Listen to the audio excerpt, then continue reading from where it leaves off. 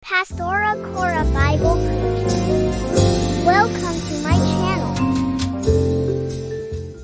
Nabanggit ni Sister Tess everything na kailangan po natin bilang Kristiyano, no? Pati po yung pananampalataya. Pero ang gusto kong ibigay dito kahit kakunti, yung tungkol po kay Jacob, dito sa kay ito. Ang binigyan po dito ng the whole picture is yung pagkikipagkasundo po ni Jacob sa kanyang kapatid. Tandaan po natin, anumang masama at mabuting nangyayari sa daigdig, ito po ay hindi lingid po sa Diyos. Lahat po ng tama, ordered by God. Lahat ng mali, ordered by Satan. So, ibig sabihin, kung ano po yung mga bagay na hindi maganda, ay Satanas po galing yan. So, ang Diyos, pinahihintulutan ang mga bagay na ito dahil kasama sa design ng buhay ng tao, kasama sa journey natin sa daigdig na ito, at kasama ito sa design ng mundo. Andi dito si Satanas, sila Jacob, si Esau, nandito po sa daigdig. Hindi po sila galing sa ibang planeta. So, anumang mga bagay na mali, mali po talaga. Kahit po yung pag ginawa po ni Rebecca, ginawa po ni Raquel, ginawa po ni Jacob, mali po yun. Atin pong, ito po bilang tao, no? Mali po yun. Huwag po natin ito, ganito, para hindi po tayo magkaroon po ng confused dito sa Word of God. Ang Biblia ay ikaliligtas mo kung i-apply mo at maiintindihan mo itong mabuti at ipamumuhay mo. Ang Biblia rin ay ikapapahamak mo at i-impair mo kung i-apply mo ito at iintindihin mo ito ng mali. Ang Kristo, ang Diyos ng katawang tao, pumarito, napayubay sa krus, pag tinanggap mo ang kanyang pagliligtas, mabubuhay ka. Pero meron kang susundan at gagawin. Yun yung faith at saka action. Ngayon, yung isang tao, nakita niya nakabuyubay si Kristo sa krus, pero hindi siya sumampalataya na ito ay tagapagligtas. Kaya mamamatay ka.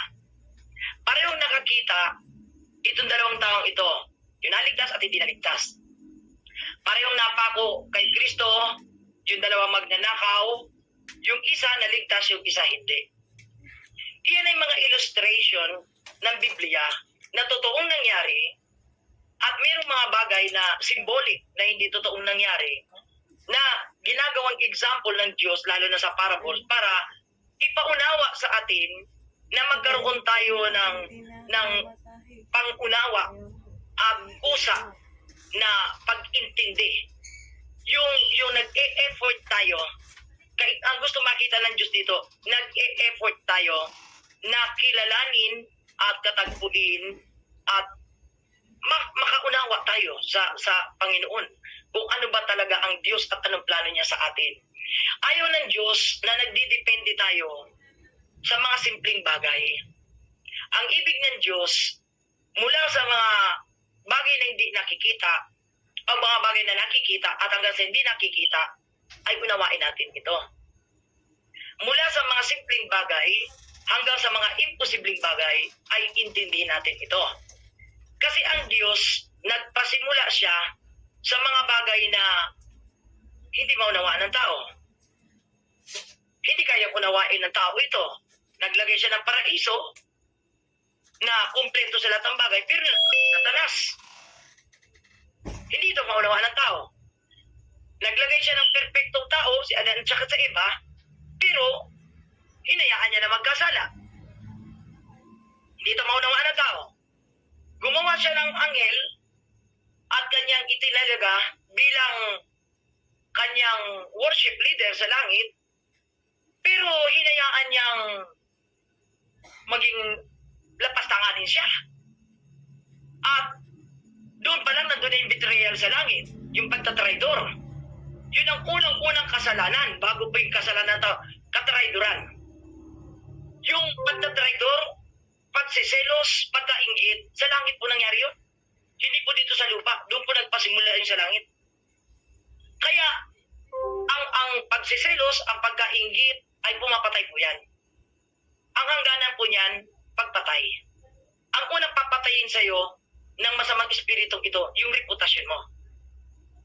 Yung dignidad mo. At ang panghuli nito, papatayin ka talaga.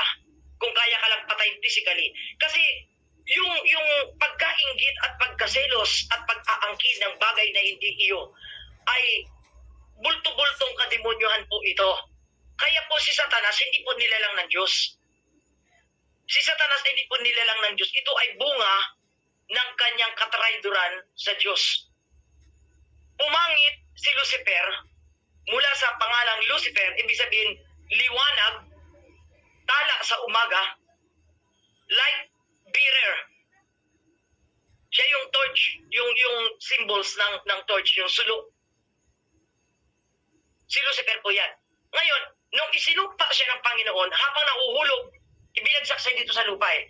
Habang ibinabagsak sa planet Earth si Lucifer, pumangit na ng pumangit. Ganyan po ang tao pag napapahiwalay na po sa presensya. Papangit ang iyong ugali, pagkatao, action, buhay. Hanggang sa napagdidiliman ka na ng pag-iisip, hanggang sa madilim na bader, babalutan ka na ng kasalanan. Hindi mo alam yun. Ang akala mo, nandoon ka pa sa presensya ng Diyos. Kaya ito yung mga taong kinukumbinsi ang Diyos sa kanilang mga kasalanan. Ang pinapaalaala nila sa Diyos, yung unang ginawa nila. Hindi yun ang sinabi ng Diyos. Katulad ni Lucifer, ang ipinapaalala niya sa Diyos, anghel mo ako sa langit. Pero isinumpa na siya ng Diyos. Nakadestined. May destiny. May predestination. Ikaw ang pipili ng destiny mo. May nakadestined na si Satanas sa impyerno. At ang impyerno ay nakalaan na ito. Hindi ito aalisin ng Diyos. Wala siyang sisirain dito. Ang mali ay mali, ang tama ay tama. So, si Jacob at si Esau ay parehong nasa langit. Pero sila ay representation ng Diyos sa dalawang nilalang sa daigdig na ito. Isa ang manlilinlang, isa yung nalinlang. Isa yung patay gutom, isa yung gumagawa ng pagkain. Isa yung binasbasan, isa yung sumpa ang nakuha. Isa yung gumawa ng tama, isa yung gumagawa ng mali. So that is how God give all the perfect illustration sa tao na magkaroon tayo ng perfect life. So, wala tayong, hindi tayo pwedeng mag-rationalize sa Lord. Hindi tayo pwedeng makipag-debate sa Diyos. Kasi maliwanag pa sa sikat ng araw na inilatag na ng Diyos sa ating lahat nito. Kaya kapag ang tao gumagawa ng masama at sasabihin mong nasa tama ka, then that is your choice. Ikaw talaga yan. At marahil kasi para ka talaga doon sa kapahamakan. Pero ang taong gumagawa ng tama at paninindigan mo ng tama kahit nagibain ka pa, kahit napatayin ka pa, tama ka. Kapatid, because nakadestined ka na talaga sa salvation. At hindi ka iiwan ng Diyos. Kahit sa pinaka-worst at worst pa ng buhay mo. Kasi si Satanas, galit siya sa mga taong gumagawa ng tama. Galit siya sa mga tapat. Galit siya sa mga lingkod ng Diyos. At nagugumalit siya sa mga umiibig sa Diyos. Kaya nilansad niya ang buhay ng tao, then alam niya na pag ikaw ay nasa Diyos, magiging kalaban mo siya.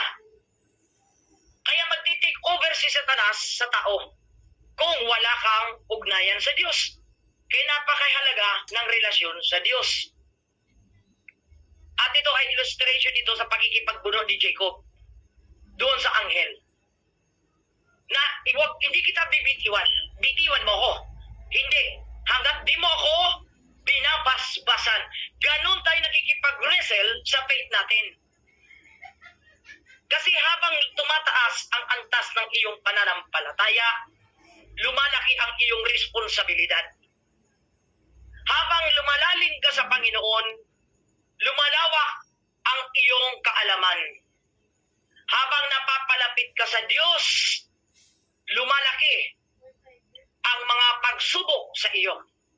Kaya kung hindi ka persistent, hindi ka consistent, at hindi ka determined sa iyong ginagawa from the very start, then you fail. You lose. You're a loser. Inilagay po ng Diyos yan, maging si Solomon. Si Solomon is a wise man. Nasa kanya ang lahat ng wisdom na kailangan ng isang tao. At dahil nandoon si Solomon sa loob pa ng presensya ng Diyos, in 40 years nag-reign ang kingdom, walang gumera sa kanya. Lahat bow down sa wisdom ni Solomon dahil galing sa Diyos to eh. Walang nainggit sa kanya. Ang mga kaharian ay nag-aspire na matutunan nila ang mga aral ni Solomon. Ang mga books ni Solomon, ang kanyang mga mensahe ay in-apply ng mga kingdoms at nakita nila na gusto ko ganito ang aking kingdom, walang kaguluhan. Kahit doon sa hustisya, ang bilis ni Solomon magbigay ng hustisya, hindi siya nagpapabukas. Sundin nyo tindi ito yung tama. Kunin ang sanggol na ito. Ilagay sa gitna, ilapag yan. Kawal! Dahil sa dalawang inang ito, wala ako doon sa higaan at kung sinong nanganak sa kanila, wala rin ako doon kung sinong namatayan ng anak, pero lalabas ang totoo. Kawal, hatiin mo sa gitna ang batang ito, ang sanggol na ito.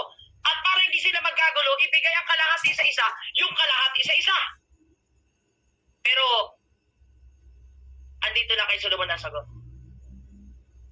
Pag matalino kang tao, bago ka magsalita, alam mo na kung anong resulta ng sinasabi mo. Pag matalino kang taong galing sa Diyos, bago mo gawin ang isang bagay, alam mo na kung ano ang outcome nito. Kapag matalino kang tao na ginagabayan ka ng Diyos, bago ka maglakbay, alam mo na kung ano ang dadaanan mo at pupuntahan mo. You are ready, pros and cons. Kasi ang laki ng ng pagtitiwala mo sa Diyos. Nagtitiwala si Solomon, hindi mapapatay yung bata. Kasi isa doon ang sinungaling. Tahan, sabi ni Solomon.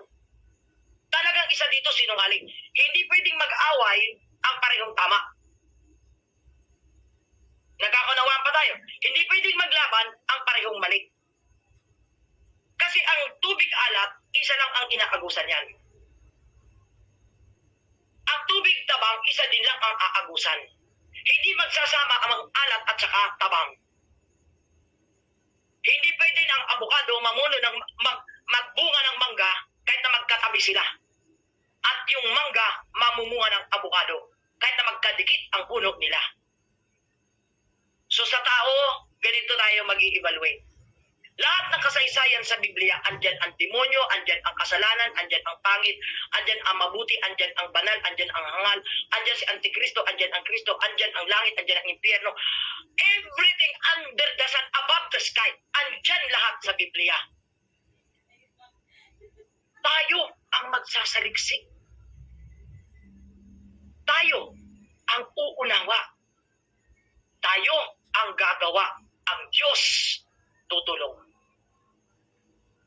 But at the end of the days, kung ano ang iyong mga ginawa, batay sa iyong pagtanggap at pangunawa at pagpapakumbaba, sasagana ka. Mayroong kasaganaan na inihandaan Diyos. Wala na doong symbols, wala na doong symbolic, wala na doong parable. Mawawala na lahat yun. As invisible, makikita mo na yung mga invisible sa iyong mata. Yung mga unseen things, makikita mo yun, visible na sa iyong spiritual eye. Sa langit yun. Wala na doong hiwaga. Wala nang mystery. Mismo ang Diyos makikita mo na roon. Lahat sa mundong ito, misteryoso. Lahat sa mundong ito is full of mysteries.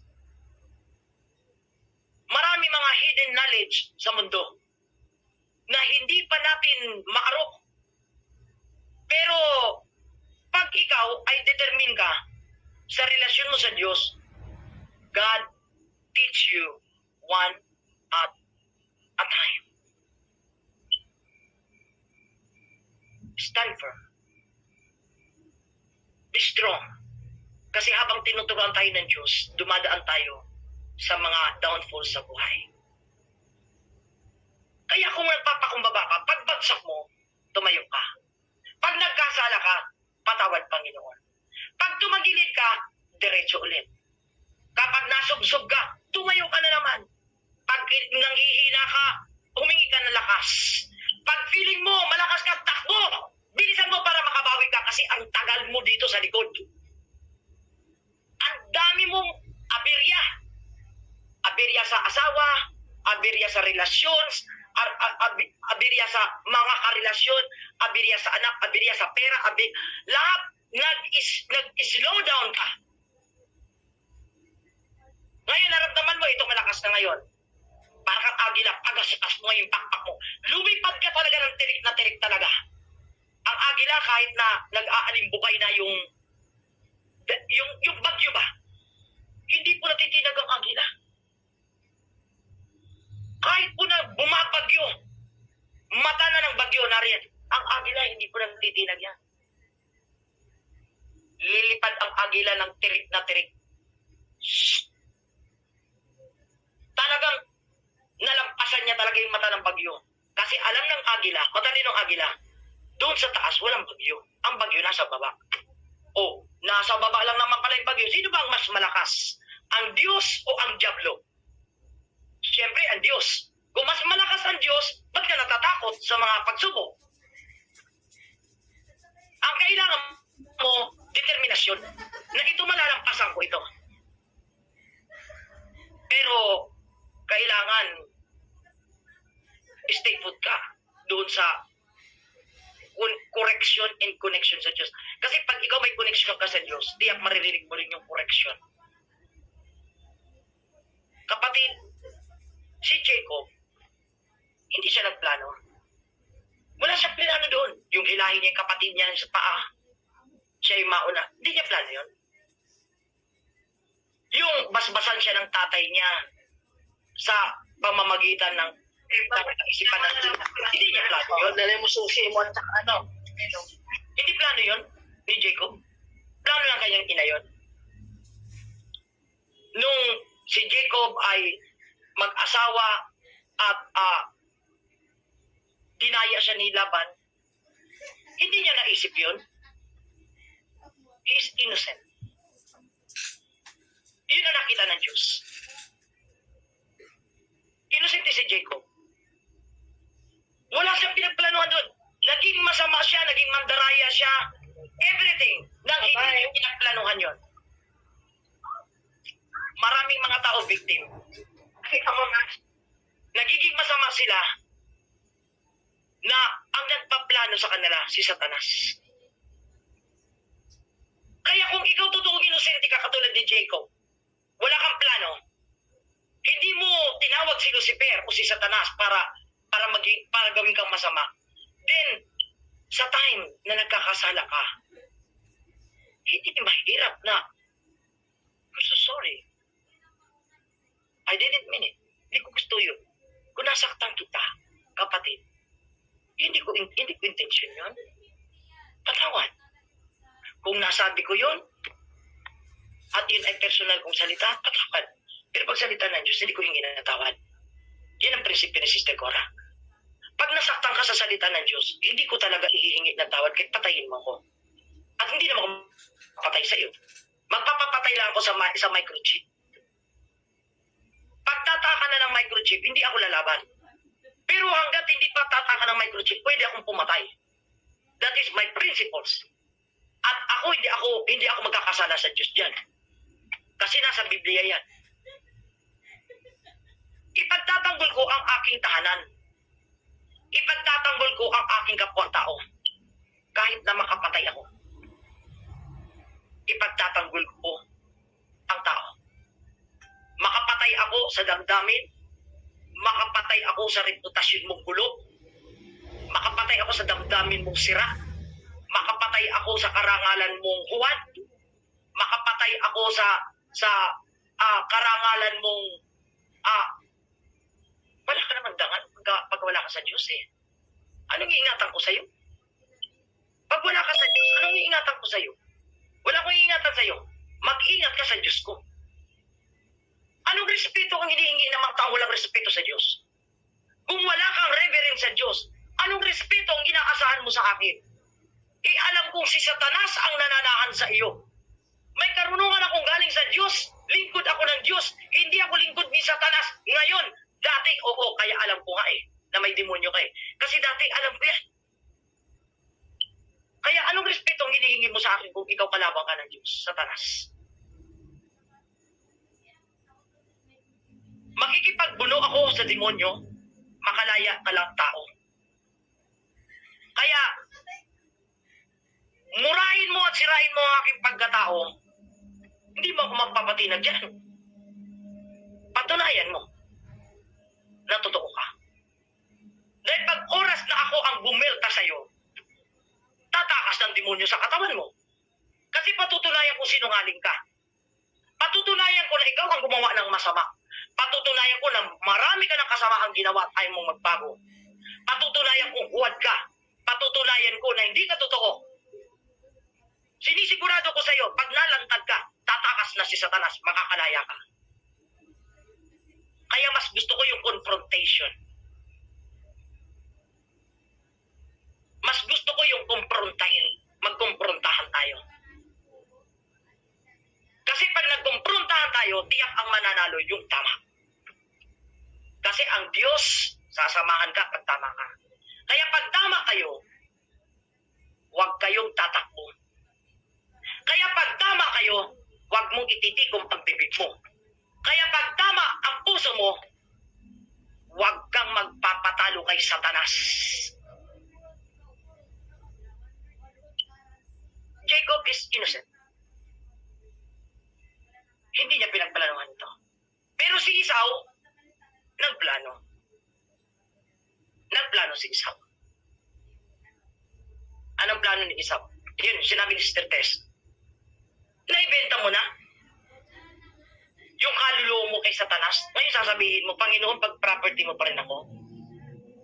Tinanggap mo na ang tatak ni Lucifer. Sasabihin mo, anak ka pa rin ng Diyos. Nagplano kang gumawa ng masama. Sasabihin mo, ikaw ang totoong anak ng Diyos. Ay pag nasantikan kita, sinasabi ko sa iyo. So, ang Diyos, ang kilala niya si Esau at saka si Jacob. Kaya blinis si Jacob dahil wala siya pinagplano ang masama. Lahat ito ideya ng kanyang magulang dahil may plano ang Diyos kay Jacob. Si Esau, anong plano ni Esau? Magbabasbas ng tatay ko. Hindi ko sasabihin na iano ko na yung aking pagkapanganay sa aking kapatid para ako pa rin makakuha ng basbas o dituso. Hindi ba alam ng Diyos yun? Alam ng Diyos yun. Sabi nga, our action speaks louder than our words. So yung action mo, nagsasalita yan eh. Kaya lang talaga may mga tao talaga na kahit ihampas mo na sa pagmumukha nila yung ginagawang masama ng tao, hindi nila nakikita. Kasi ginagawa niya rin yun. Pag sinabi niya kasi, may kapatid, huwag kang chismosa, babalikan ka ng tao yun. Di ba chismosa ka rin? Hoy kapatid, huwag mo nga akong payuhan. Payuhan mo yung sarili mo. O, babalikan ka. Kasi kilala ka nung tao. Bakit ka nagmamalasakit sa iba? Eh kung sarili mong sambayan, di mo pa nga maayos. You're hypocrite. You're nonsense. Ang tawag dito, placebo. Placebo, ibig sabihin fake. Or Masebo, mamantika. Padulas lang. Ang totoong nagmamalasakit, pamilya, tingnan mo. Kung hindi mo kayang bumasag ng demonyo sa pamilya mo, paano ka babasag ng demonyo sa ibang tao? Of course not. So bakit ka nandoon? Bakit ka papasok sa teritoryo na may teritoryo naman demonyo? Eh yung tahanan mo na pinananahanan ng demonyo, hindi mo nga ma-review. Tapos epal ka, pupunta ka doon sa kapitbahay. May kriminal sa bahay mo. Ipahuhuli mo yung kriminal sa kapitbahay. Uy, yung sarili mong anak na kriminal, ipakulong mo bago sa kamo sabihin sa kapitbahay, yung kriminal na yan, ako magsusuplong dyan.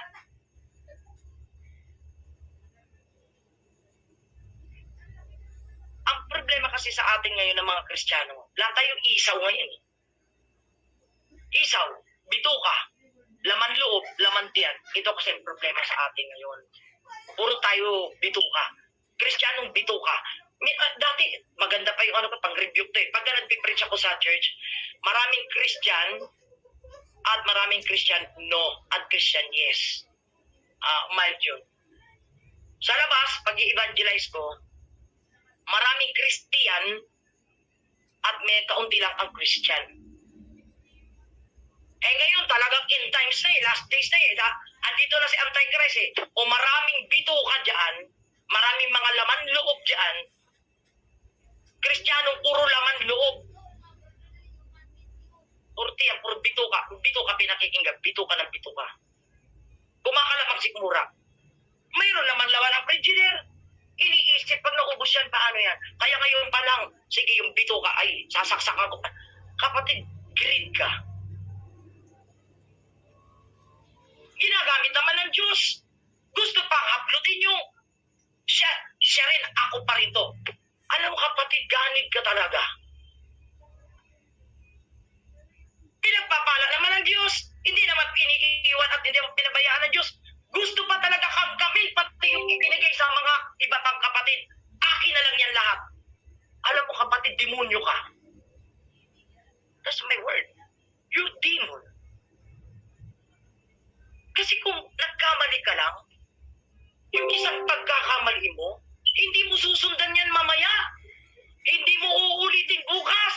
At hindi mo uulitin sa isa pang bukas at sa isa pang at araw-araw ginagawa mo na ito. And you are Luciferian. You Satanist.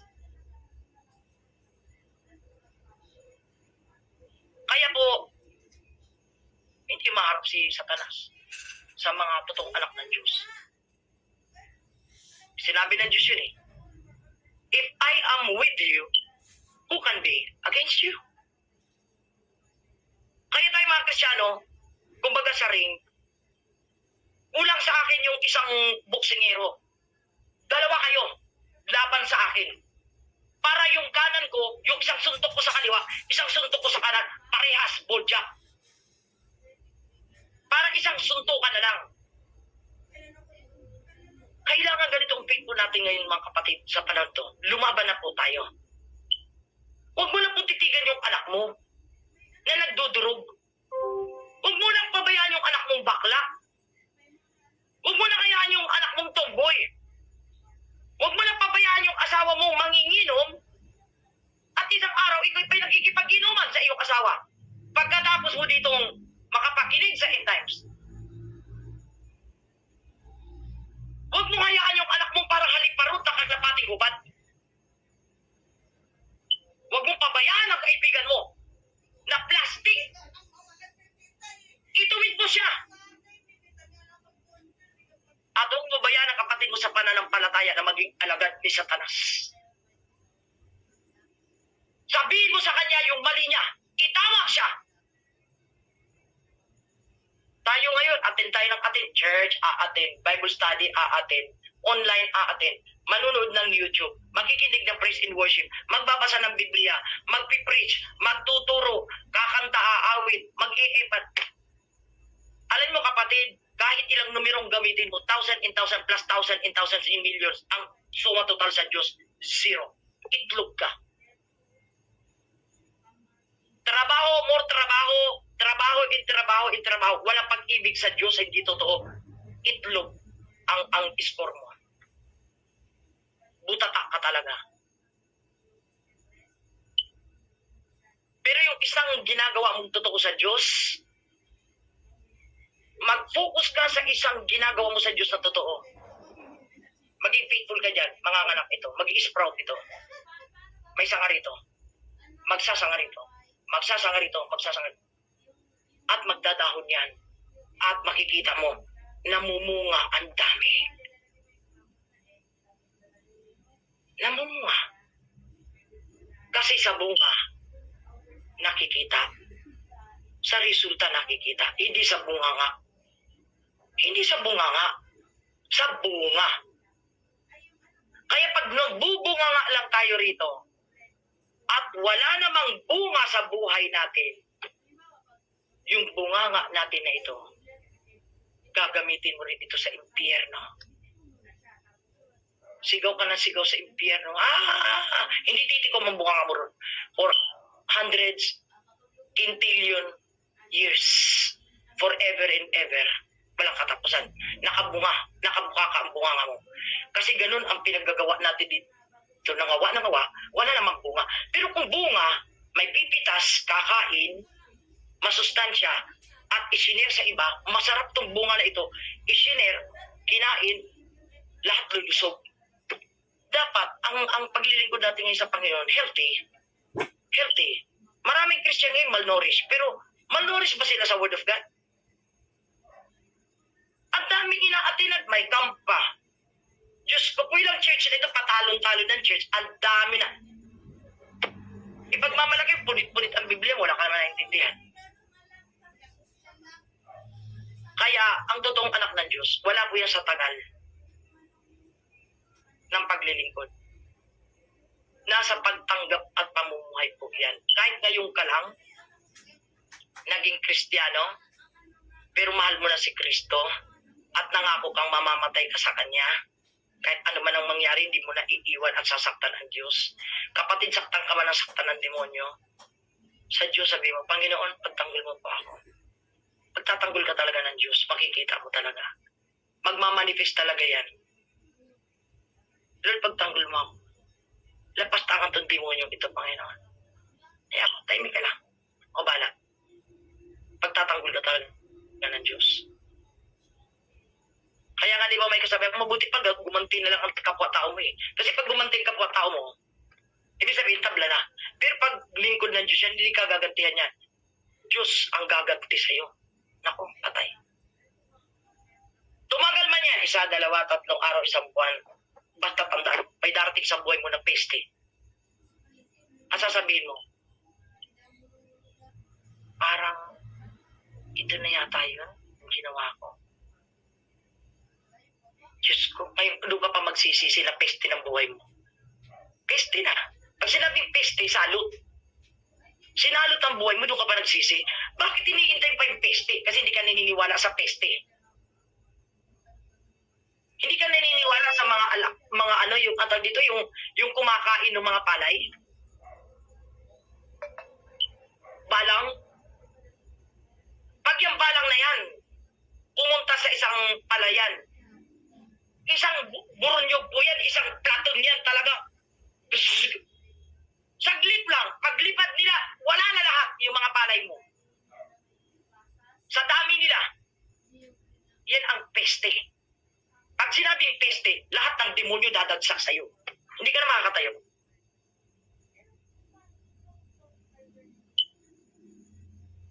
Beware, this is a warning. Jacob, pinagpala. Hindi sila pinarusahan kahit si Solomon. Naniniwala ako si Solomon. Wala naman sinabing si Solomon ay nasa impyerno, no? Pero malungkot ang naging ending ni Solomon. Naging compromiser. Sa payan, number 1 yan. Ba't di ba? Nabubo ba si Solomon? Matalino siya. Nakakabubo ba talaga Rebulto? Hindi nakakabubo ang Rebulto. Nabubo siya sa ganda ng mga babae. Nabubo siya sa pag-ibig na rahuyo ang kanyang laman sa mga babae. Kaya pag yung ating damdamin nahulog sa emosyon, narahuyo, ang tawag sa narahuyo, nalinlang ka. Alam mo, ang taong makasalanan, magaling magdrama yan. Karamihan ang taong makasalanan, ang gamit niyan luha at maamo. Pag guilty, tingnan mo ang mga taong na-convict na doon sa judge, yung sa verdict, yung pag sinabi na, convicted ka, guilty ka. Iiyak na yan yung kriminal. Hindi ko, maawa ko kayo, hindi ko ako nagkasala. Pero nung nasa naglalaban yung dalang abogado, tigas ng ganyan pa, gaganyan pa yung kriminal. Gaganyan pa, parang asong asar tampalin. Parang katwiran niya, magaling abogado ko. Hindi ako makukulong. Marami na akong pinatay. Pero hindi ako nakulong. Magaling abogado ko. Patay, magaling yung judge. Magaling yung abogado. Binasa. Guilty. Sabay luha. Sabay iyak. Sabay nagwala. Kapatid, madaling mahuli. Kaya kayo nalilinlang, alam niyo kung bakit. Hindi kayo hingi ng karunungan sa Diyos, pustahan tayo. Pustahan tayo. Ako makikipagpustahan ako dyan. 100% talagang taga mo sa bato. Tama ako. Kaya ka nalililang ng demonyo, hindi ko hingi ng karunungan. Ang ginawa mo, akala mo kasi mas matalino ka sa Diyos eh. Ang ginawa mo, nagdesisyon ka ng sarili mo. Hindi mo man lang, Lord, ano po ba dito? Panginoon, tulungan mo ako. Pag ito, Panginoon, gawa ni Satanas ito, iligtas mo. Ayoko, Panginoon, na makipagkaisa sa demonyo. Pero kung Panginoon, tutulungan mo ako para maging maayos ito, Panginoon. Father God in heaven, bigyan mo ko ng karunungan. Right now, Lord Jesus, bless me, O Lord. In Jesus' name, Amen. Then, make a plan. Make a plan. Kasi papasok ka sa gire. I-evaluate mo ngayon yung personality ng isa. Yung isa, anong kampo ito? Kampo ni Isa o kampo ni Jacob? Sandali lang, uupo ka muna. Tumingin ka sa malayo. Ipikit mo ang mata mo. Evaluation. Pag ako, niresbakan ako nitong isaw na ito, alam ko saan ko ito sasagot tayo. Pag itong Jacob, hindi pinagtanggol ang sarili mo, paano ko ito pagsasalitain? Kasi may mga taong tama, pero hindi sasalita. Uy, magsalita ka naman. Ano ka ba? Sabihin mo na kung ano totoo. Pag na, yun na yun. Ginoo. Ano mangyayari sa kaso mo? Ha? Yung attorney, mga gagawa ng invento yung attorney. Uy, lalayasan ka ng attorney. Sabi ng attorney, wala akong panahon sa'yo. Magbayad ka ng pipi na attorney. Katulad mo, pipi. Sabihin mo kung ano ang nangyari sa'yo at tutulungan ka ng Diyos. Mas madaldal yung yung guilty. Kasi, syempre, kaya, isipin mo, kasalanan after kasalanan, ganito kakapal ang kasalanan. Kaya kakapal talaga mukha mo sa Diyos. Huwag tayong maging isaw. At huwag din nating tularan yung nangyari din kay Jacob. So, kapatid, illustration ito ng Diyos. Hindi ito sinabi ng Panginoon, tularan natin. Illustration lahat ito ng Panginoon. Bali ba, ang Biblia ay isang abstract na painting. Ilalagay yung abstract na painting na ganyan, pagkalaki-laki kasi laki ng pader, lahat ng mga papasok sa museum, titingin na ganyan. Ano ba to? Mukha siyang aso na parang kabayong leon. Pero hindi eh. Ito maganda para mga tao, grupo ng mga tao na may... Magtanungan kayo. Ikaw, anong tingin mo dito? Ako tingin ko dyan si Marilyn Monroe na nasa crowd ko. Ako tingin ko paraiso. Kasi nga, abstract eh. Ang Biblia, malinaw. Hindi po ganon. Pero, sa walang espiritu ng Diyos, abstract. Kaya iba-iba ang interpretation. Iba ang interpretation ni kasalanan 1, ni bakla. Sabi nung bakla na magbasa, Ay hindi, ang Diyos ay pag-ibig, nasa John 3:16, lahat tayo ligtas na, di ba? John 3:16 ang kinuha, okay? Yung kriminal, nagbasa ng Biblia. Ay hindi, makaakyat ako sa langit. Si Kristo, yung kriminal doon, nakaakyat sa langit, anak ng tinapay na hindi inintindi. Yung mga kalunya, sasabihin, kahit nangangalunya ako, mahal ako ng Diyos, huwag kayong judgmental, lalo ka na Sister Cora, ligtas ako, kahit nangangalunya ako, kasi si Magdalena ay minahal din ng Diyos. Nakita ninyo ang kapabuyan sa Biblia. Nagsisi po lahat yun. Hindi binanggit yung pagsisisi. Ang binanggit yung kwento. Kaya kapag ka mga kwento-kwento lang, walang wenta yan. Huwag kayong naniniwala sa mga wento kasi walang wenta. Pag nagpapaniwala kayo sa kwento, wala kang kwentang tao. Mag-imbestiga ka. Matalino ka. Ang daming Kristiyano, chismoso-chismosa. Hala kayang hilig ng, ano nangyari? Isa pang dalahirap. Ang sarap gupitin ng dila. Hati yung dila. Ay kasi ganito. Ay talaga, ako yung isa tatlo ng dila. Para mga ahas, mga sigbin lang. Kristiyano, mga immoral kayo. Kristiyano, mga immoral tayo. Wala tayong kadisi-disente sa harapan ng Diyos. Pag merong kampo na dalawa naglalaban, alert! Ang sundalo! Kasi gigibain! May gumigiba sa templo! May gumigiba sa kampo! May bagyo! Lahat suhayan! Ang bahay mo pagdadaanan ng bagyo, anong ginagawa mo? Tutukuran mo lang agad to! Meron bang may bahay na alam mo naman mahulang bahay mo?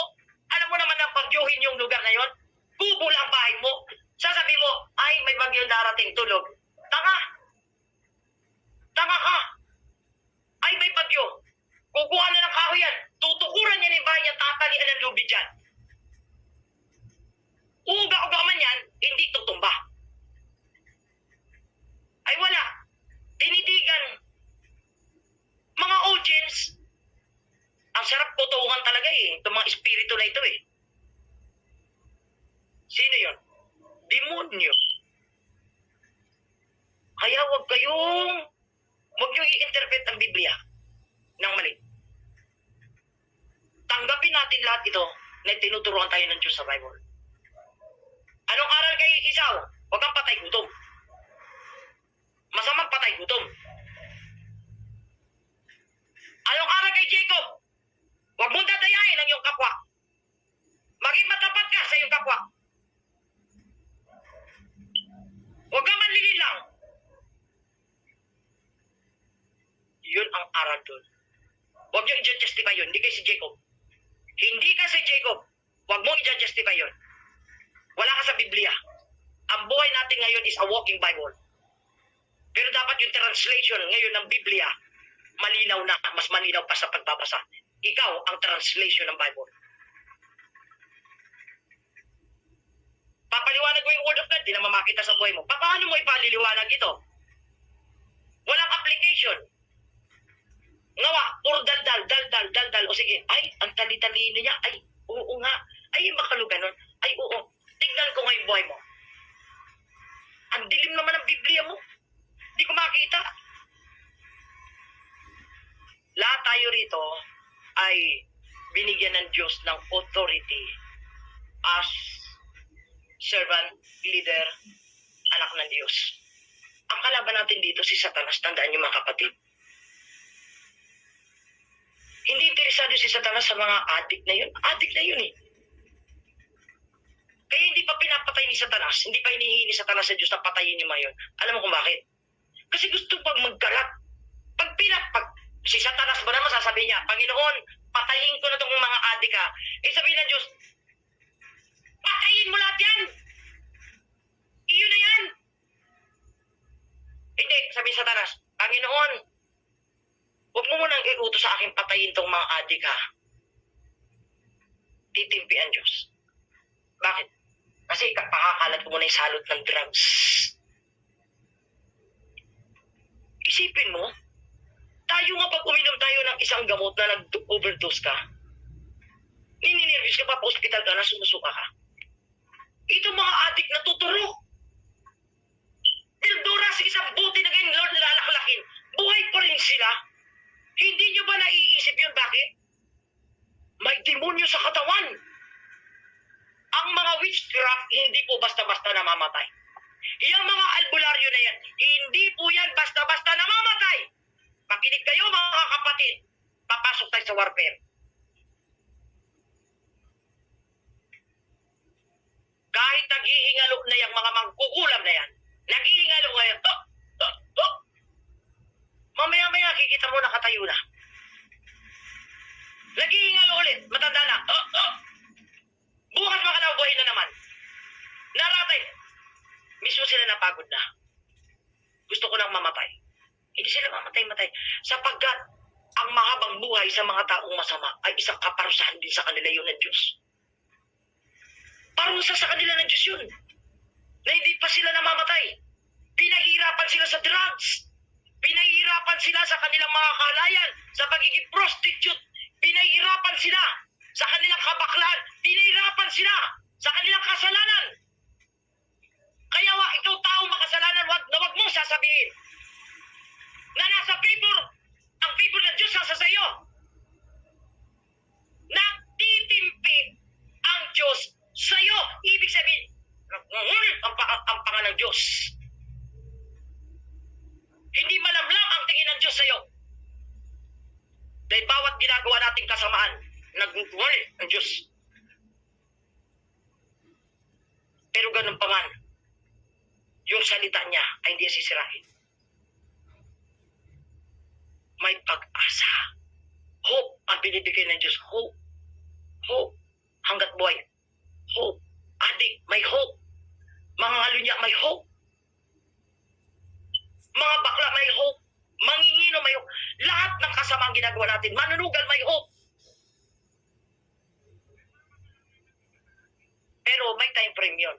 May due date yun. Kumbaga sa pagka may expiration date yan. Pag dumating ka sa expiration date, expired ka talaga. You are fired and expired. At ibubunlid lang ng Panginoon doon sa eternal fire yung itong mga taong ito. Lake fire of hell. So wag po nating maliitin ang mga kwento po sa Biblia. Tayo, ang application tayo. Nahimay-himay ni Sister Tess, pati pagtawa.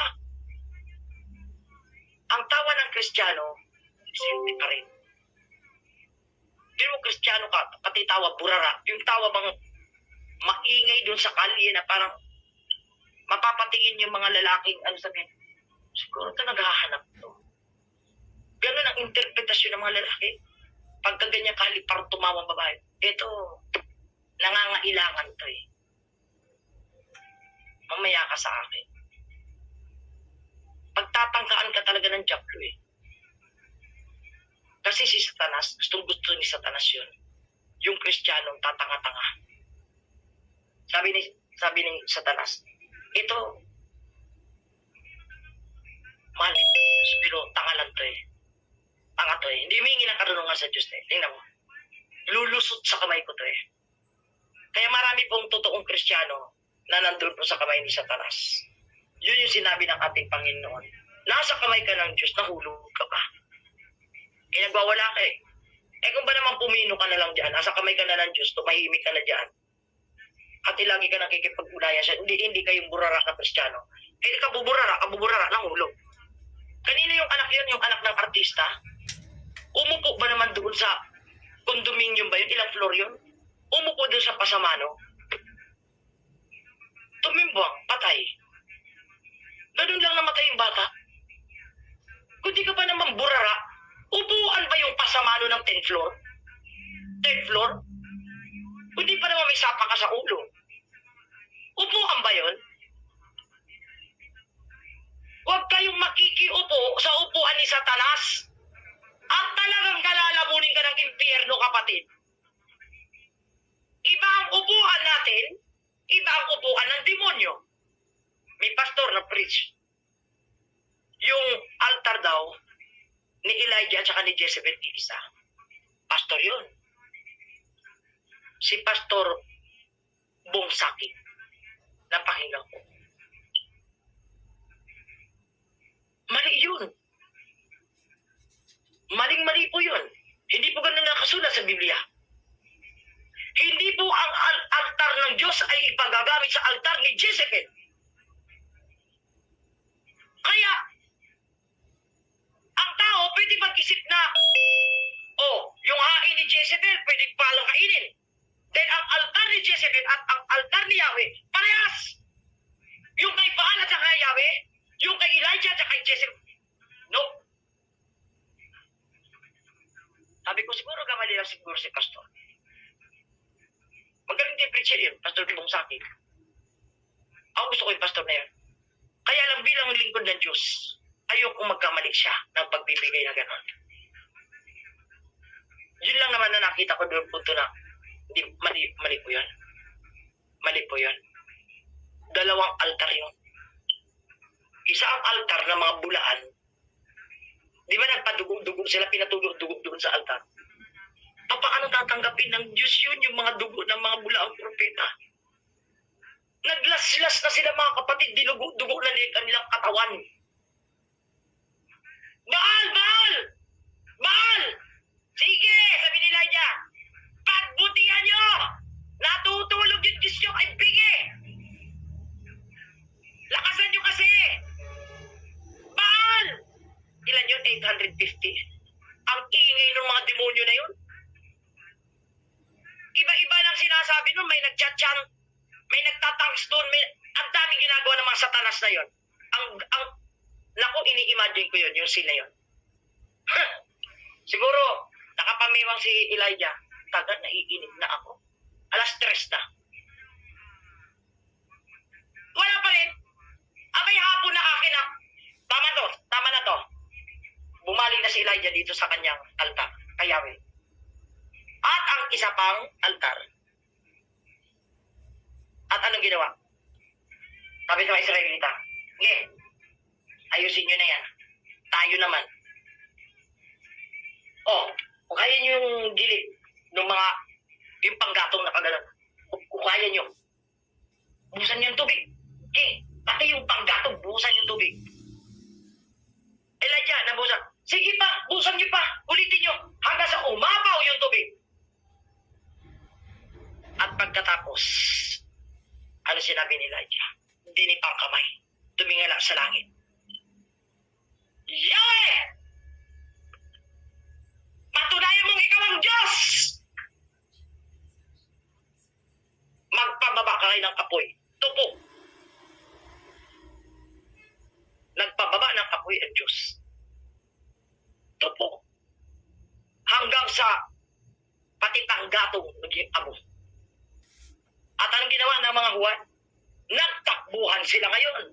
Sabi ni Elijah, habulin niyo sila! Pinahabol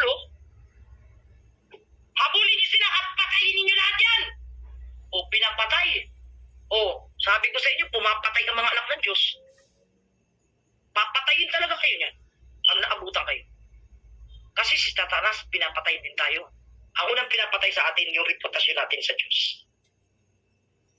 Kaya pag may kapatid tayo rito, na pinipiste ang reputasyon ng demonyo, harapin nyo. Ako, hindi ko sinabing pagtanggol niya ako. Pero ano ang inyong mukha na haharap dito sa DBS na ang inyong tagapagturo, binababoy doon? Isa ako sa nagtuturo dito, kamukha ninyo. Kayo nagtuturo, ako nagtuturo. Binababoy tayo ng mga demonyo. Papayag ka? Hindi ka pa nandidiri na pakinggan ako? Napapakinggan mo rin sa kabila, baboy na baboy ako. Or, wala ka na lang respeto, kaya ka nandito. Kapatid, huwag mawawala ang respeto. Kahit na kapwa-tao lang tayo. respeto mananatili yan. Kasama yan sa disiplina. Wala na respeto si Lucifer sa Diyos. Masyado siyang komportable sa Panginoon. Sabi ni Lucifer, ay, kung ako kaya ako sa trono na yan, sarap pa yan. Hindi niya naman masabi sa Diyos kasi alam niya tatampalin siya. Nilikha lang kita, gusto mo maging Diyos. Ugdawin kaya kita ngayon. Ang traidor, nagbulong-bulong. Binulungan ni Satanas yung mga anghel doon. Ilan? 1/3 of angels. Ang nalinlang ni Satanas. Bulong-bulong yun.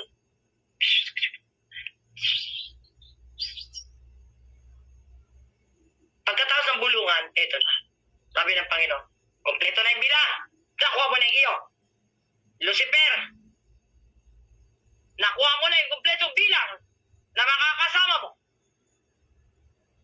At ngayon, ipapagsak ko kayo sa kadiliman. So kaya nauna yung kadiliman sa daigdig. Sa first chapter and first verse ng Genesis, walang kulay, walang liwanag, walang shape ang mundo, but darkness. Kaya ito po yung atin pong laban din hanggang dulo. Revelation, darkness din. Nasa chaotic world tayo, mga kapatid. Nasa darkness na rin tayo ngayon. Nang likain ng Diyos ang daigdig, kadiliman ang unang naririto. Hindi naman sinabing Kristo, Anghel, Araw, si Adan, wala, kadiliman. Ang Revelation, sinabi rin ng Diyos, kadiliman. Nang simulang likain ng Diyos ang lupa at ang langit, ang lupa ay wala pang hugis o anyo. Dilim ang bumabalot sa kalaliman, ngunit umiihip sa ibabaw ang malakas na hangin. Ibig sabihin, andun yung Spirit ng Lord. Kaya kahit nasa kadiliman tayo ng buhay, hindi tayo binikiwan ng Diyos. Yung Espiritu ng Diyos kasama ng tunay na Kristiyano. Kaya pag totoo ka sa Diyos, nagkamali ka, unintentional, honest mistakes. Kapatid, don't worry about it. Ang Diyos, naunawa ka ng Panginoon. Lord, sorry po. Na-misquote lang. Lord, sorry po. Di ba sa Bible parang gano'n? Lord, na-misquote ko. Sorry, Lord. Hindi ko naman intention ibahin ang Biblia eh. Sorry, Panginoon ha. Ikaw rin makakaalam din eh. Ako nga, ano ba yung preaching? May preach ako rin. 1 Corinthians ako ng 1 Corinthians, 2 Corinthians pala. Sabi ko, tatlong ulit mo pa kurang inulit. 1 Corinthians, kaya 2 Corinthians 5:17. Ano ka pa? Pero nasa isip ko, 2 Corinthians. 1 Corinthians ako ng 1 Corinthians. Tatlong beses pa. Kuradang umayos ka. O, kaya ako, iniingatan ko na yung mga verses kasi alam ko nagkamali ako. At sinabi ko, the next, kapatidas, hindi po 1 Corinthians, 2 Corinthians, pag ibig ko po sabihin ako, sorry po. Nasorry na ako sa Lord pati sa inyo. Kasi, hindi ko naman sinasadya yun. Hindi ko binababoy yung Biblia. Pero pag planado mo, nasirain yung salita ng Diyos, ba't ka magsusorry? Plano mo nga yun. Magpaplano ka na panindigan yung kasinungalingan at tama. Kasi, plano mo yun eh. Kaya madali pong basahin talaga ang Diablo. Alam niyo, hindi na mahirap basahin. Huwag po kayong magpaka-tanga-tanga. Madali pong makilala si Satanas pag totoo ka sa Diyos. Pag totoo ka, madali mong makilala yung hindi totoo. Pag tama ka, madali mong maunawaan ang mali. Kapag nasa side ka ng Diyos, madali mong makilala yung mga kampo ni Satanas. Don't tell me na you're innocent. No, kasi di ko kasi alam na kapatid, kakapagod. Minsan napapagod ako sa espiritu.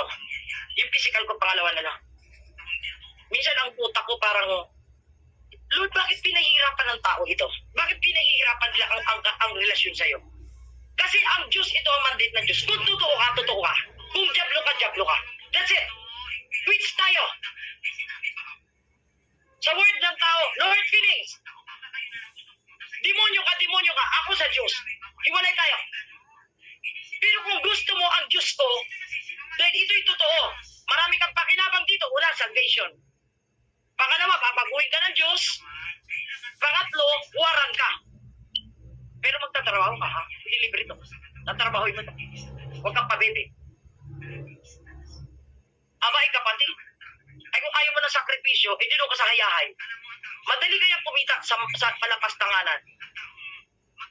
Maghanap ka ng tao nagbibenta ng drugs, sabi mo, bigyan mo ako, ilang kilo, bibenta ko yan. Oh, aba kapatid, mangingi ka na ng down, bigyan mo ako ng down payment. Hindi ka pa nagbibenta ng drugs, nabili mo ng television yung bahay mo. Anak ng tinapay, ikaw magtatrabaho ka sa pabrika. Ilang buwan mo babaya, bubunuin yung television na yan, bago mo mabili. Maraming tao gusto, one click, one snap, pati pay, one click, salvation, one click, pati Diyos, kiniklik-klik lang ang Diyos. Bastos talaga tayo, no? Ang bastos-bastos talaga natin sa Diyos. Napakawalang iya talaga natin mga tao. Pati Diyos kinukumbinsi natin sa kababuyan natin. Pati Diyos kinukumbinsi natin sa ating mga kahinaan. Ang Diyos, hindi ako iiwan. Alin ang hindi ka iiwan ng Diyos? Yung tuloy-tuloy mong ginagawa yung kasalanan? Hindi ka iiwan ng Diyos sa paghakbang mo, sa pagbabagong buhay. Hindi mananahan ng Diyos sa makasalanan. Inihikayat ka ng Panginoon, lumapit ka sa akin. Hindi ang Diyos ang lalapit sa'yo. Huwag mong turuan ng Diyos na abutin ka, kaya-kaya mo namang lumapit sa Diyos kung magpapakumbaba ka. Ang sinasabi ng Diyos na lumalapit siya saan? Sa tinig niya. Yung tinig ng Diyos, malapit yan sa lahat ng tao. Prostitute ka, hindi mo ba naririnig? Yung aral ni Magdalena, bakla ka, hindi mo ba naririnig? Kung saan nakahantungan ang kaluluwa mo. Narinig mo na yon. Lahat, manunugal ka. Adik ka sa lahat. Kaalayan, addiction din yan. Tattoo, addiction yan. Drugs, addiction yan. Pera, addiction yan. Lahat. Pag nakasanayan mo as a habit, addiction yan. Mabuti sana kung adik ka sa pagbabasa ng Biblia at adik kang maglingkod sa Diyos at adik kang sumunod sa Diyos. Kapatid, wala namang adik na ganun eh. At hindi naman term ng biblical yung adik. Kay Satanas yan as a habit of doing. Habit. Hindi adik. Gawin mong habitual yung mabuting bagay. Addiction kay Satanas. So, hindi po natin pwedeng pagsamahin kung masama at mabuti ha. Tandaan po natin. Naghiwalay po ang landas ni Esau at saka ni Jacob. Naghiwalay ang landas nila. Kailangan. Para maituwid ng Diyos si Esau at si Jacob magamit ng Panginoon. Pero bandang huli, sino nakipagkasundo? Diba? Yung nanlinlang? Diba si Jacob? Kasi alam ni Jacob deep inside sa puso niya, na-hurt niya yung kapatid niya. Na-hurt niya! Hindi siya talaga yung panganay, literally, biologically, hindi siya. Spiritually, yes. Kasi, mas alam ng Diyos kung ano ang puso ni Jacob.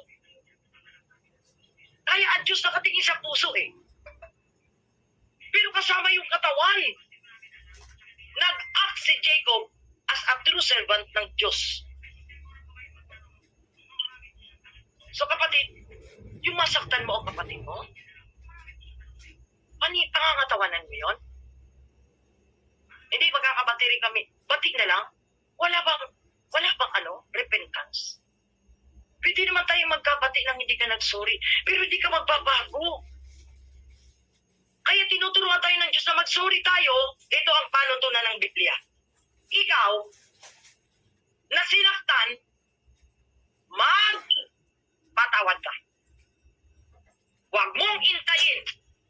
siya ng tawad.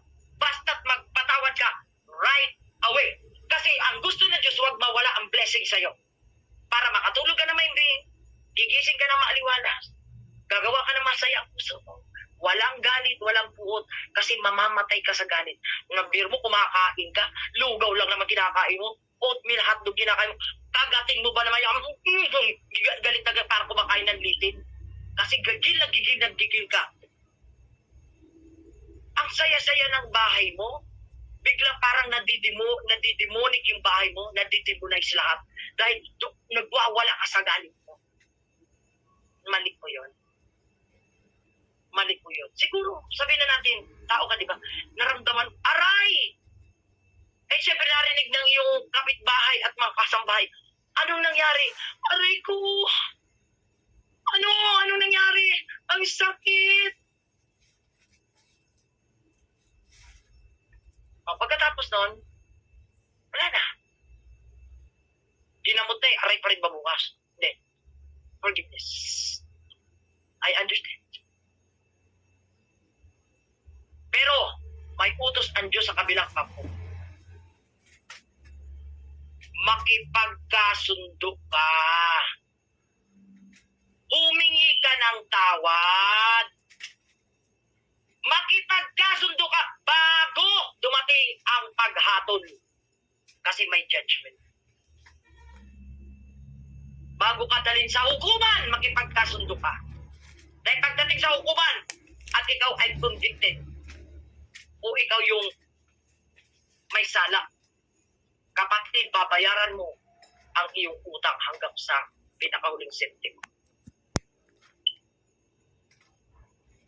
Sa tao ng utang at inutangan magkaiba rin. Ang sabi ng Panginoon sa inutangan, huwag mo nang singilin. Huwag mo nang alalahanin ang kanyang utang. Ariin mong ito ay iyong tulong.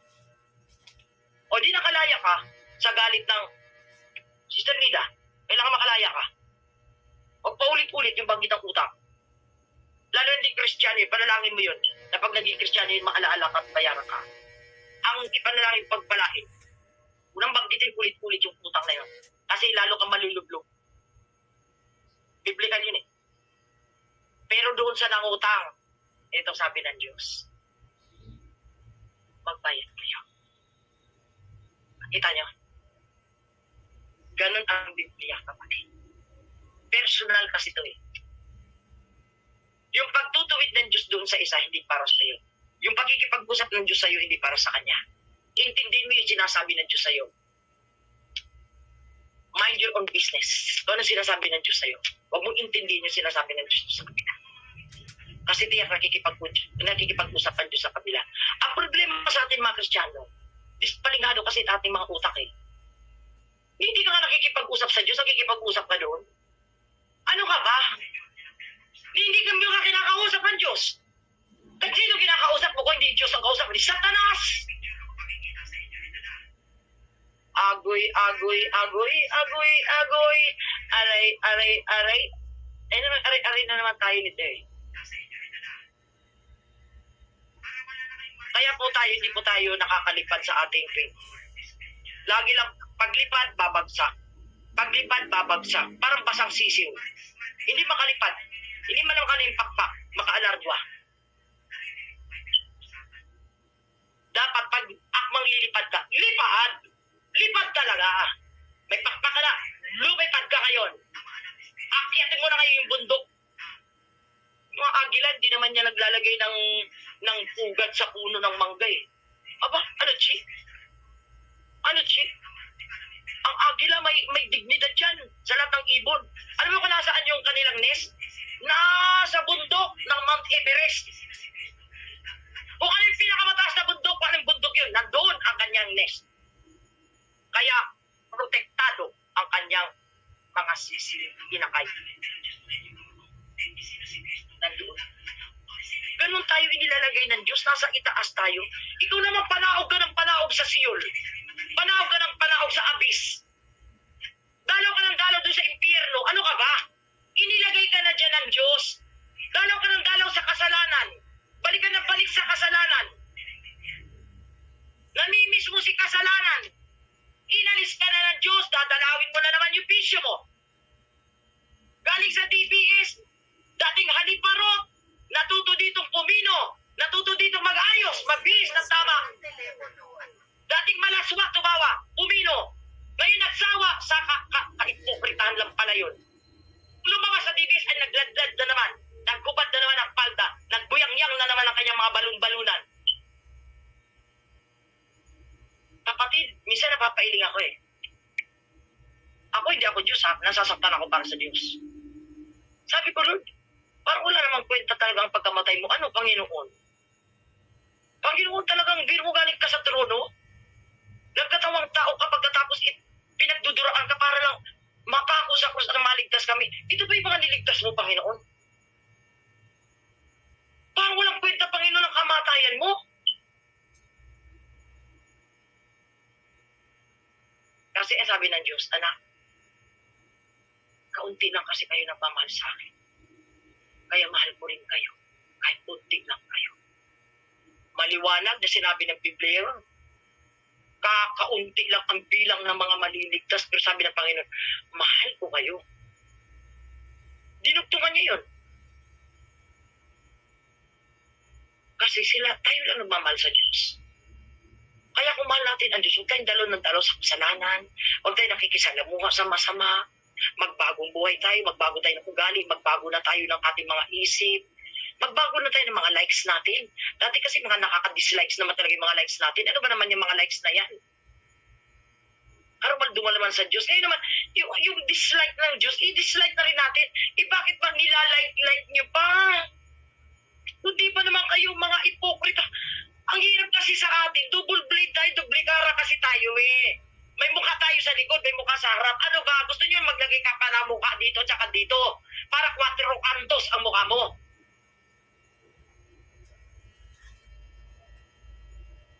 Alam nyo, ang Diyos, ewan ko lang. Alam mo yun, itatanong, pag umakit ako sa langit, pag andun ako sa langit, sabi ko, Panginoon, itatanong lang. Pag naalala ko, babaybay ko yung mga pangalan, dadala ko ng listahan sa langit talaga eh. Magdadala talaga ako ng listahan ng pangalan eh. Gagaling parang scroll. Ano yan, anak? Panginoon, bakit ganito si sister ano? Sagutin mo ako, bakit ganito si brother? Ano ba? Sabi na, Panginoon, may kakaba na may listahan. Utang ba yan, anak? Utang ba yan? Panginoon, may utang sila sa'yo eh. Ba't kasi Panginoon ganito tong mga to? Dugo-dugoan na po kami dito na mga nagpapagamit. Wala na nga kaming boses, Lord eh. Ba't ganito sila? Panginoon, di na kami natulog. Di mo pagkatapos dito, papasok kami sa trabaho, Panginoon. Pero, Lord, para sa kanila, ba't ganyan sila, Lord? Panginoon, akin na nga yung gusto niya. Akin na nga yan. Sabi ng Panginoon, buhay pa itong mga to, no? Mag-uutos ang anghel, tawag Panginoon. Anghel, tignan, bumaba, baba. May nagre-report. Naku, kung meron lang, wala kasi akong nabasang gano'n ni Sister, Sister Lee, wala akong nabasang doon sa Bible. Kaya, walang lista-lista. Sabi ng Panginoon, kaya ikaw lang tsaka ako. Problemahin sila. Ikaw at ako. Sa huli kasi yun talaga. Yung salvation, one-on-one sa Diyos. Hindi natin katabi itong mga tiga-DBS. Hanapin natin, si ano man, barkadahan, may sa barkada. Si ano, Lord, sandali lang, Lord, hindi mo na ako papasok sa langit kasi wala pa si ano. Gusto mo, sumama ka na sa kanya. Sarado mo ang pito na eh. Sabihin pa kayo, sarap padla ko yan. Gusto nyo ganon? Aba, kapatid ko. Kaya nga makipot ang daan, kasya ka lang. Ikaw lang. Kaya inihaling tulad ng Diyos yung word na makipot ang daan. Ibig sabihin wala kang katabi. Meron kang kasunod. Ililingulong ka pa doon sa likod mo. Malay mo yun nandun sa likod mo na ipagtatintero pa roon sa likuran. Hindi natisod ka pa. Dumiritso ka na. Pag tinawag ka ng Diyos, maglingkod ka sa Diyos. Yung ayaw sa Diyos, bahala ang Diyos. Basta ikaw magpagamit ka sa Diyos. Huwag yung pag pinaswitan ka, sabay lingon, pag ginitian ka, sabay sama. Ay, Ginoo. Ano na lang ba naman itong ating buhay? Saan ba tayo makakarating talaga nito? Sanga-sanga itong daan na to? Isa lang naman yung daan. Dumiretso kayo sa Diyos. habang naglalakad tayo patungo sa Diyos, mission tayo. Ayan. Gawin mo lang yan. Sige, ano ba yung mission natin? Eh di ko, kung ikaw ay nangangaral, di mangaral ka ng tama, ng totoo. Kung ikaw ay tutulong, tumulong ka ng totoo. Kung ikaw ay umaawit, eh di umawit ka ng tama sa Panginoon, puso tama. Hindi yung may tama. Ang problema sa atin kasi, naglilingkod sa Diyos, para tayong mga may tama, no? Pag may tama, kami sapak lang. Para tayong mga may tama. Ang Diyos na nakakaya sa Diyos ito. Hindi maintindihan, matino ba itong mga anak ko? Isa magkakray-kray, Lord, sorry Lord. Lord, I love you, Lord Jesus. Pagka nagpulat na ng luha, nakangiti na sa kabila, nakaganon pa yung mata. Tinatangiti sa tanas, para ka, pinakita pa tayo maningning yung mata kay Lucifer, naiiyak mo lang sa Diyos. Diyos ko po, pag dilat ng mata mo galing ka sa presensya na nakita mo si Lucifer na ganyan, buntalan agad. Oh, ano na naman Satanas? Ba't andito ka? Ha? Lumayas ka! Labanan ninyo ang demonyo, layuan ninyo at lalayuan kayo. Utos yan ng Diyos, hindi ang pakiusap. Luke 10:19. Tapakan nyo si Satanas. Pero mo pinatatapakan pa sa atin. So, ibig sabihin, huwag tayo makikipag-conform. Do not conform. Romans 12:1 and 2. Sarado ka natin sa utak natin. Padlakan nga natin dito yan. Romans 1 and 2, 2 Corinthians 5:17. Lock. Padlock. Nakalock na yan. Nakalock in na yan. Hindi na pwedeng mawala sa utak mo yan. Para hindi ka napabalik-balik sa kasinungalingan.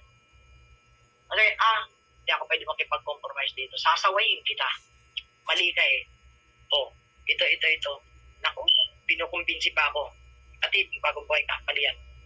Judgment is fair. Utos ng Diyos yan. Tayo ang judge dito. Dito tayo, binigyan tayong authority ng Lord to judge. Saan? Sa mga anghel. Ano yung anghel? Kapwa mo Kristiyano. Paano i-judge? Mali yan. Hindi gusto ng Diyos yan. Mali yan. Kasi walang magsasabi sa Kristiyano na mali siya kung hindi yung kapwa Kristiyano din niya. Hindi tayo pwedeng i-correct ng unbelievers. Wala silang knowledge and wisdom para i-correct tayo. Pwede nila tayong i-judge sapagkat ayaw nila sa atin. Pero wala silang tamang judgment. Wala sa kanilang authority na i-judge tayo.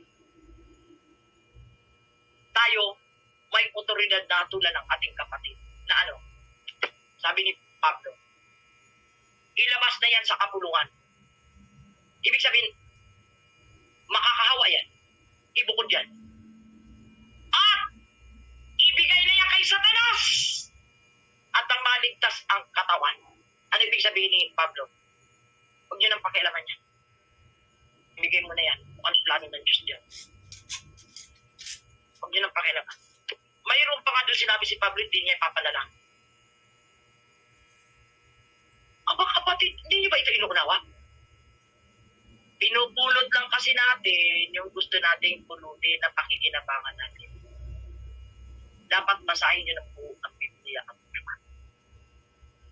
Kung may tanong kayo, hindi nyo naintindihan, sa Holy Spirit, ikaw gusto na. Time will come, i-reveal na siya dyan. Maaaring ikaw gawing example ng Diyos para masagot mo yung tanong. Huwag nyo na lang kasan yun. Unawain ito. Ang Biblia ay inilagay ng Diyos para matutunan natin ang buhay natin balance. Hindi tayo si Moises. Hindi tayo si David. Pero ang kanilang mga buhay ay nagre-reflect naman sa Kristiyano na ano. Dapat ganito ang buhay. Ako ngayon si David. O sa oras na ito, ako gawain ko ngayon si Moises. Bukas, mamaya, si Gideon naman ako. Diba? Huwag yung, ngayon, si Lucifer ako. Ngayon, bukas si Esau ako. mamaya sikain ako. At yun pinipili ko, kapatid. Iparis na sa Bible yan eh. Ang gawin nating huwaran yung mga totoong lingkod ng Diyos. Pero huwag mong i-claim na ikaw si Moises. Kaya sabi mo, I am a little God. Hindi ka si Moises nagsabi ng gano'n. Hindi nga sa Biblia, little God niya. Ngayon ang mga pastor, itong mga huwad ng mga impostor na ito, Diyos din ako. Maliit na. Yung sabi mong Diyos, kakasalanan na yun eh. Si Moises, kaya nabanggit doon na para siyang Diyos dahil nagniningning ang mukha niya. Hindi alam ni Moises yun na nagniningning ang mukha niya. Alam ni Moises, ito, natural ito mukha ko at itong mukha ko na to. Pero kikita ng mga Israelita, nagniningning ang kanyang mukha. Uy, Moises, anong yan? Yung glory ng Diyos nagre-reflect sa atin. Tapos ipababawi natin ang ating sarili. Nagre-reflect pala sa atin si Kristo, tapos bukas makalawa, antikristo yung ginagawa mo. Antikristo ka mga tuwiran. Antikristo yung paninindigan mo. Nagniningning ka sa gawain pero madilim ang mukha mo sa trabaho. Nagniningning ang mukha mo sa pamilya pero madilim ang mukha mo sa kapitbahay. Christian ka, tapos sabi, uy, inibitahan kita, kasal. Ikaw ninang ha? Ay, saan yan? Doon sa katedral, Ay, sige. Oo, andun ako. Oo. Hindi man lang masabi kagad, ito naman, halika nga dito. Ako inibitahan mo ko sa kasal. Eh, salamat kasi magkaibigan tayo. Pero alam mo naman, ako ang nagsasabi sa'yo, iyang simbahan na uulitin mo yung sinasabi mo sa kanya. Ayak ka na naman eh. Inimbita na nga kita sa kasal eh. So alam mo na ang sagot ko, kapatid, hindi pwede. Right? Eh, ba't ba sinusubukan mo pa akong imbitahan? Ikaw magbagong buhay pa. Iniisip mo bang hindi ako totoo sa Diyos? Prangkahan! Ganon! Tignan mo kung sa susunod imbitahan ka sa Pasko niyan. Kaya kayo nai-invite sa birthday. Kaya kayo nai-invite sa inuman. Kaya kayo nai-invite sa party, sa fiesta, sa kasal, sa binyag, sa Halloween. Biniregaluhan ka pa naman ko ng mga Valentine's stuff o may pumunta sa bahay mo, may dala-dala pang Buddha kasi nakita niya hindi na totoo.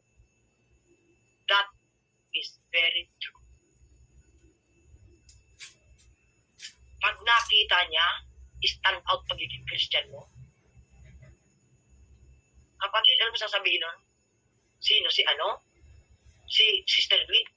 Si Christina? Uy, hindi na ganun yun, huy. Huwag niyong anuin yun.